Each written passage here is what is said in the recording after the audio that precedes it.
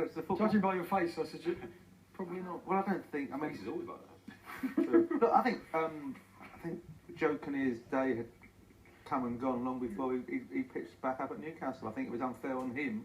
I'm sure he's been substantially remunerated for his sterling efforts, but I think it was unfair on him to be expected to make an impact in a role which was alien to him in the first place. I don't think it was ever likely to work. So I think it was maybe a desperate attempt to install some sort of mechanism to make the club work, and it didn't. I mean, I watched them yesterday, and they're so short of bodies. It was fun having to play Santon as a holding midfielder, and all sorts of desperate ways of trying to get a team on the pitch, and that injuries and suspensions don't help. But the squad isn't deep enough to sustain that. But the good thing is, even in what's seen as a chaotic season, they're going to finish 8th or 9th.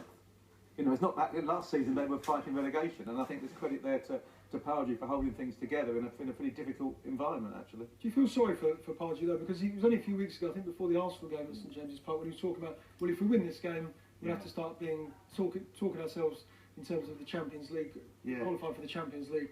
But they're now 13 points behind Liverpool, I think. I feel sorry for both Pardew and the fans in this, because I think both of them would expect Newcastle to be run like a normal football club, which is pursuing improvement and pursuing trophies, and that doesn't seem to be how they're run, and the decisions that get made on the top don't seem to be done with, let's say, sporting values in mind. It's more business values, isn't it? So I think Pardew, I agree with Jason, having done a very good job this season to sort of gel the players and bring them into that almost a top 4 challenge, sees the sort of legs cut from him by the sale of Cabaye and no reinforcements in the transfer window.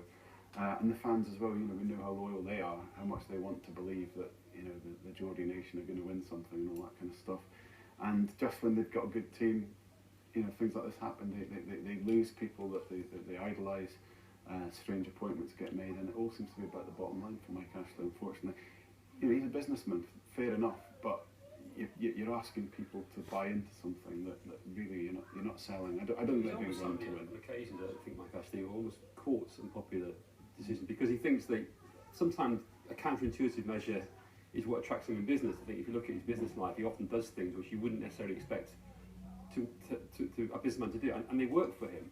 In football, he seems to have done that on occasions. He almost seems to, at the point where things are going smoothly is the point when he wants to shake it up, and he almost that's his business sense telling him this is what you do, and it just seems to obviously backfire in the football world for him. That he obviously doesn't. He's not worried about being popular. He's not remotely worried about being popular. Worried about winning trophies. I think that's the no, and that's what you wonder what the ultimate end game is with him on owning Newcastle United. Whether or not it's a question of ultimately trying to make more money, but he did.